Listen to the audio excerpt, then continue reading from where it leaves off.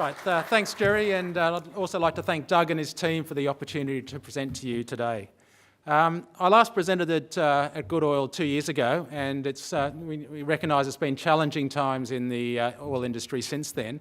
However, what I want to show you today is that we've made solid progress in our Indonesian assets, and we are optimistic on the opportunities in front of us, and we certainly believe there's significant growth potential. I'd also like to share the enthusiasm by some of the other presenters earlier in this conference on Indonesia. And I think hopefully by the end of this presentation, you'll also see that Indonesia has got significant potential for oil and gas companies, not only from Australia, but elsewhere in the world. And it is a place that companies need to be looking. Usual disclaimer, you can peruse our reserves and resources at your leisure. So this is a map showing our key assets that we currently have in Indonesia. I'll talk some more about our South Block A PSC, which is in North Sumatra. We had a discovery earlier this year with appraisal plans and some good upside gas potential in that. Again, I'll talk about Seram. We've actually got production in Seram, and we also have a very large gas discovery that was made in 2015 called Lofen. And I'll also talk about the opportunities we have in unconventional in Sumatra. Again, we're keeping low-cost options there. And we also have we've completed a joint study for a conventional area in Seram. It is commercially sensitive, the area, but we are actually very enthusiastic about that zone as well. So Lion has only got 113 million shares on issue. Our market cap at the current share price of 4 cents is only 4.5 million. Really, that is the opportunity that we see. We think we certainly have the team and the resources and the plans for our share price to grow substantially. We have cash of about 1.5 million Aussie at the moment.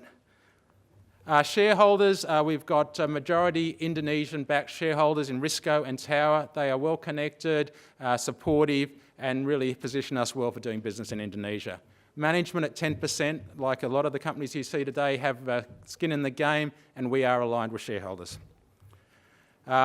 We have, through this time, we've maintained a highly skilled team. We do think we punch above our weight with that, and I'll show you that in a second. The Seram cash flow, we get about 40,000 a month net cash flow from Seram. We have, going back over 2 years ago, when we first started to see the trend in the oil price, we implemented some cost-cutting measures across the company, and we currently run a very lean team. We're currently total overheads around 60,000 a month. And I think we also have a very active new business program, and that's where I think a lot of the opportunities that we see going forward and the attraction of Lion for any potential investors. So just quickly on our team, we all have lived and worked in Indonesia. We have a range of skills covered by the board.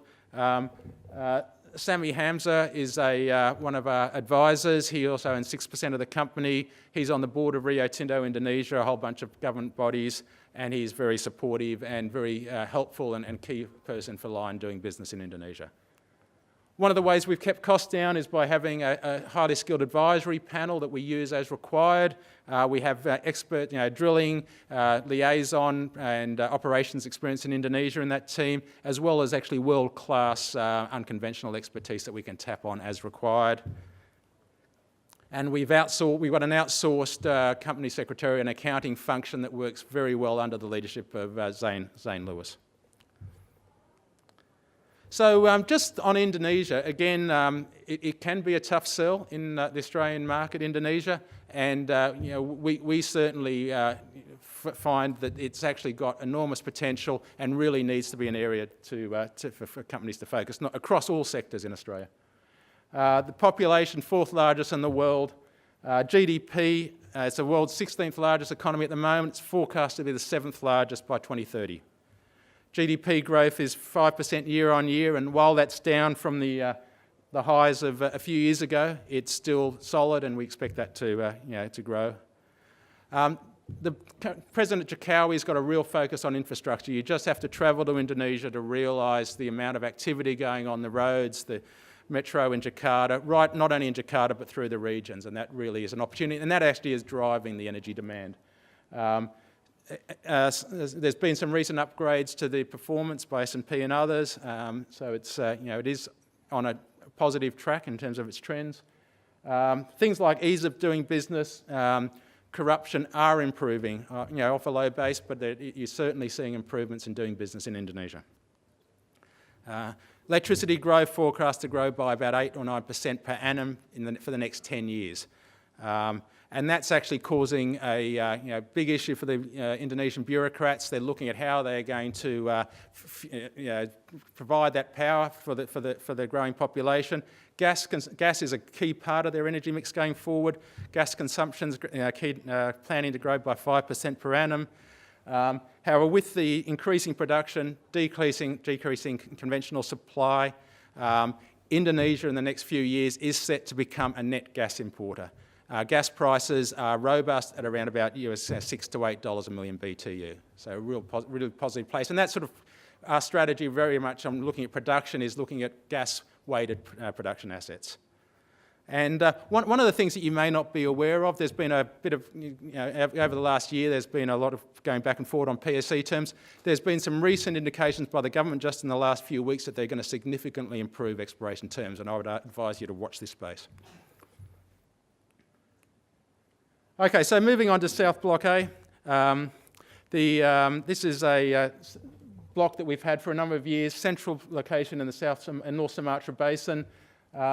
We shot a 180 kilometre, we've got 40% of this, we shot a 180 kilometre seismic survey back in 2014. That allowed us to delineate a very attractive portfolio. On the basis of that, we drilled a well, Amana Timor.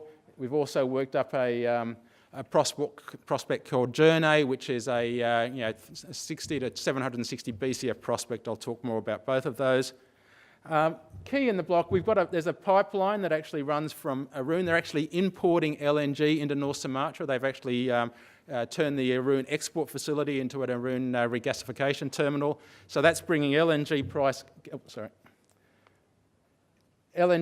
gas from Arun down into Medan, in Indonesia's third largest city. So essentially, if we can find gas in this area, we're competing against LNG gas.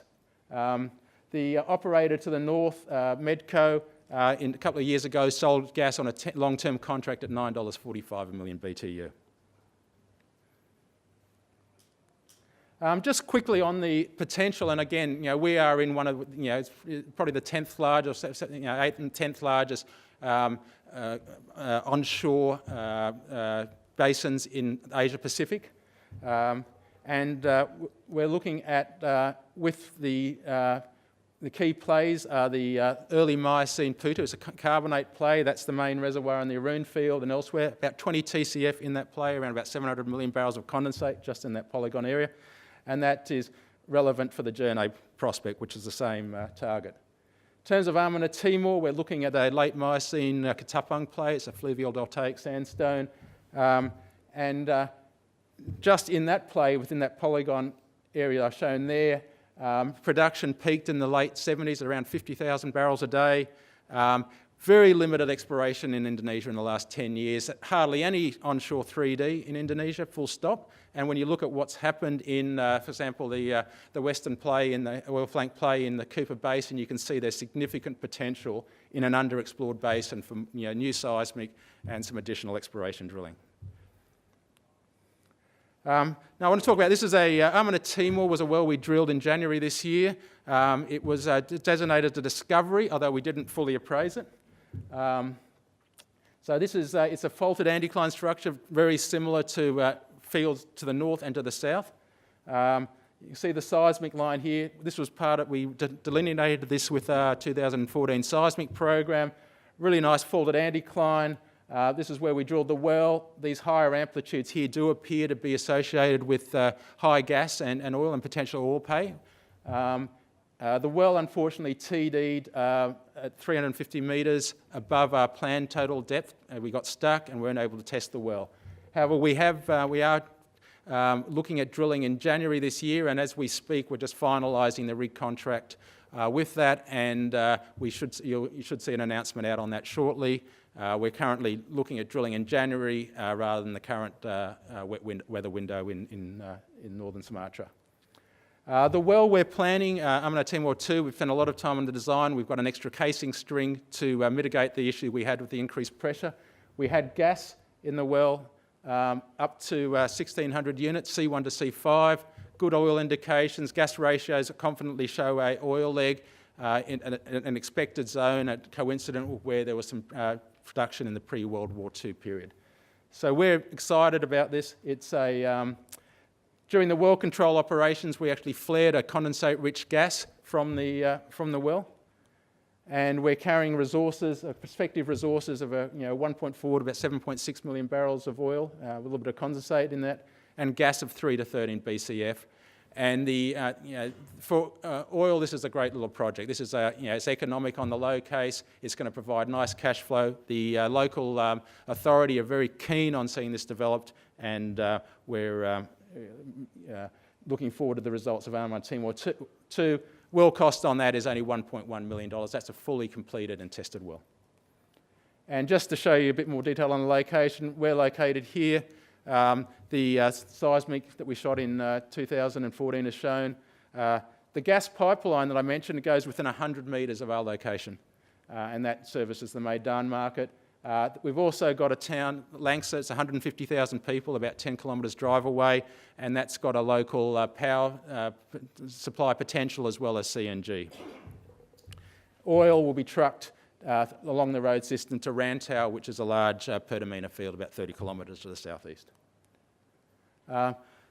Now, Durnay prospect, this is our big gas prospect. We believe this is the largest undrilled structure in onshore North Sumatra. It's in the high demand gas market. It's a part four-way, part subthrust closure. We've got, again, shot 4 more lines over this as part of the 2014 program that really proved it up and allowed us to have it drill ready. Analogue fields are Passe, which is to the northwest. Matang, I'll talk about, is to the north. 1,900 metre well, well cost of around about $5 million. And as I've mentioned, 60 to 760 BCF of prospective resource, a POS of about 34%. This is showing a comparison. Matang was a well that was discovered by Medco back in 2013, 100 to 400 reported resource on that. Good quality carbonates, flowed about 25 million a day. Seismic character we see in Durnay is similar to Matang. And so, this is a well we're very excited about, and we were looking at planning for drilling this in 2018. Okay, now moving on to our Saram PSC. We have good production out of the Ossau field. We drilled 5 development wells since 2015, currently doing 2,500 barrels of oil a day. That's about 65 barrels net to us. The operator's done a great job bringing down well costs. They're currently just under $15 a barrel. It's profitable oil. As I said, we're pulling about 40,000 net cash flow a month out of this block, with our 2.5%. The block expires in October 2019. We're working hard with the operator on the renewal, and that will allow us to access significant contingent resources for oil, about 17 million barrels on a 100% basis, as well as the Loffen gas field, which was a 2015 discovery. That's probably the largest gas discovery in Indonesia in some times, and I'll just show you a bit more about that now. So this was a field, it's a fractured carbonate field with a Triassic Manasela formation as the key objective. 2 TCF certified resource by Sproul and Associates out of Canada. Our share of that is 50 BCF and about 500,000 barrels of condensate. It's actually, the TD on the well is actually 5,600 metres. It's a deep well.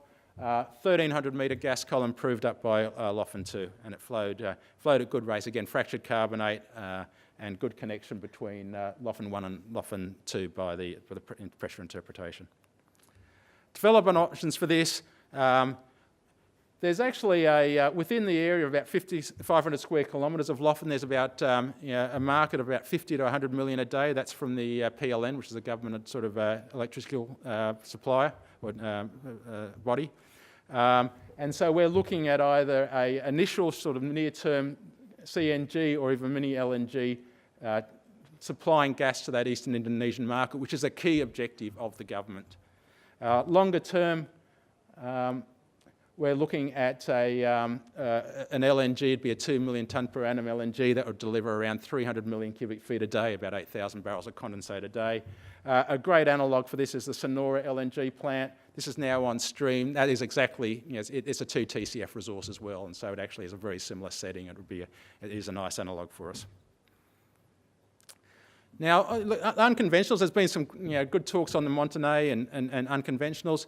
We got into unconventionals in 2012, or an early mover, got a good position. We recognise it's really, the market's sort of moved away from the getting too interested in unconventionals. However, we actually think that there are significant potential, and we focused on Sumatra. It's got 3 of the top 10 onshore basins in the whole of Asia Pacific. It's got a good market, good infrastructure, accessible terrain. It's got good source rocks, as well as what we are really focusing on initially is untapped tight resources, and that's both tight carbonates as well as tight sands, a bit like the Montney. We've done a lot of work on the technical basis, and certainly the key areas we'll be focusing on are tight sands in the Graben areas, tight carbonates lateral to the main reef or build-ups with enclosure, as well as the marine silts and turbidites, tight turbidite sands that come in the prograding marine wedge that came in over the top of the rift section.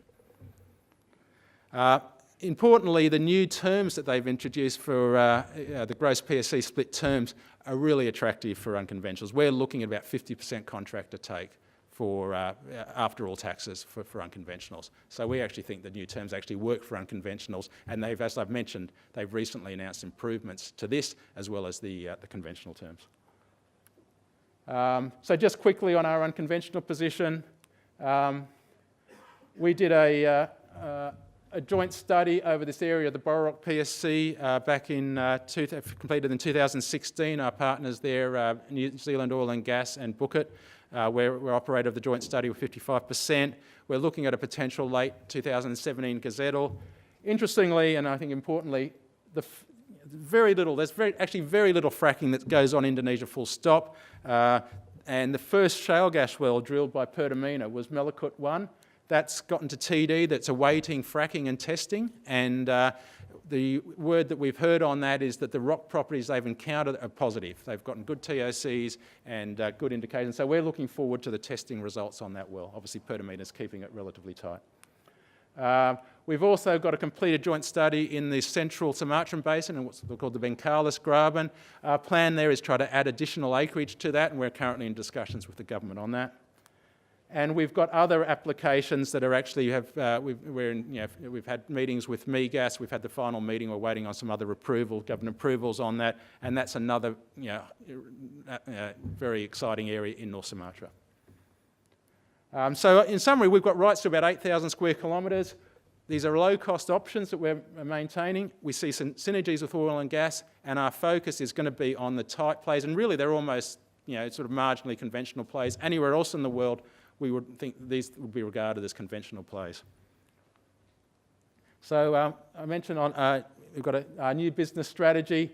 Just reiterating on Indonesia, we see a lot of potential for undeveloped and overlooked fields in Indonesia, and we're focusing on gas with the high gas prices I've mentioned, and certainly the recent term improvements is encouraging. I touched on at the start our Eastern Indonesia conventional study. That was actually done with Transform Exploration, a private Australian-based company. We've now taken 100% of that in return for Lion shares. It's actually got low-cost shallow oil onshore potential, as well as much larger, sort of deeper, high-impact gas plays. And we're currently looking at an advanced review on 3 opportunities with gas and some oil potential. So, I think hopefully you'll see that Lion is well connected in Indonesia. We've got the team, we've got the established presence there to make a real impact. South Block A, we're looking at our Armina Timor well. As I say, you'll see an announcement on this, but we're looking at a January spud on this well in 2018, and that will then lead to a fast-track development. Suram, we've got steady cash flow out of that, significant appraisal potential. and we're looking at getting the renewal on that. And new business, we're very active and there's a lot of exciting things going on. So the key catalysts we see for anyone looking at investing in Lion, the Armina 2 appraisal well is coming up. We're looking at making an announcement hopefully on a new production asset or assets. The Eastern Indonesia conventional, unconventional joint studies progressing to PSCs will be a big step for us. Looking at the South Block A Jurnay well in 2018, obviously requiring funding. And the Saram extension will be key to unlocking the value of Loffen and the additional oil resources. So we have a small booth outside. You'd be welcome to come and have a chat to us, and yeah, hope you consider Lion in your investment plans.